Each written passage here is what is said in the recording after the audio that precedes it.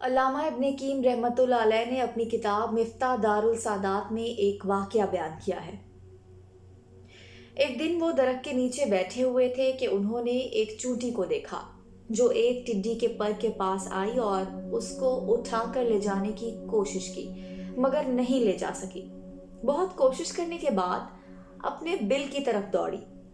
थोड़ी ही देर में वहां से चूंटियों की एक फौज लेकर हाजिर हुई और उनको इस जगह पर ले आई जहां उसे पर मिला था।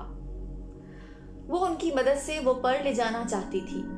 चूंटियों के इस जगह पहुंचने से पहले अल्लामा इब्न कीम ने वो पर उठा लिया तो सब चूंटियों ने वहां उस पर को खूब तलाश किया, मगर ना मिलने पर सब चूंटियां वापस चली गईं।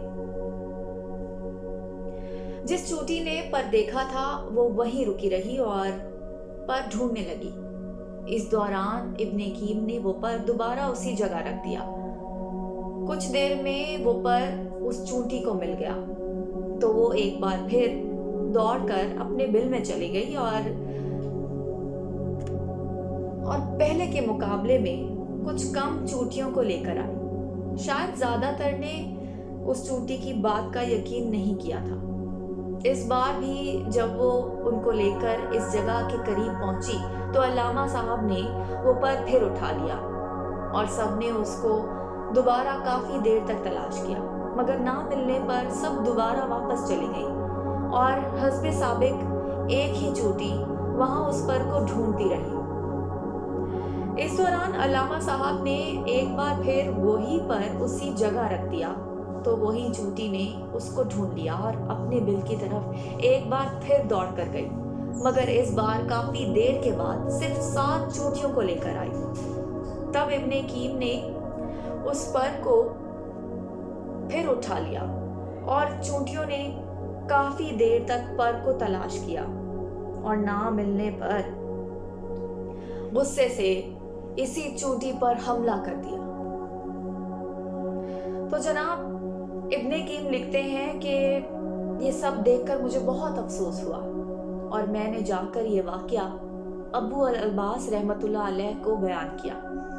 उन्होंने कहा कि अल्लाह तुझे माफ़ करे, ऐसा क्यों किया, दोबारा कभी ऐसा मत करना। झूठ से नफरत फितरत का हिस्सा है। कीड़े मकोड़े भी झूठ से नफरत करते हैं और अपने साथियों से झूठ बोलने पर सजा देते हैं।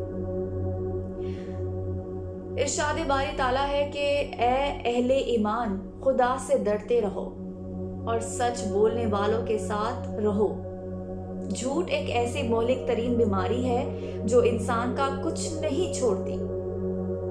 इंसान जब कोई गलत काम करता है तो फिर उसे छुपाने के लिए झूठ बोलता है, मगर वो जुर्म छुपता नहीं तो फिर उस जुर्म को छुपाने के लिए झूठ पे झूठ बोलता है।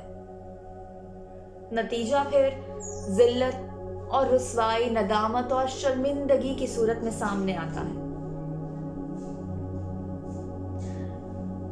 अल्लाह करीम हमें झूठ से दूर रखे। आमीन।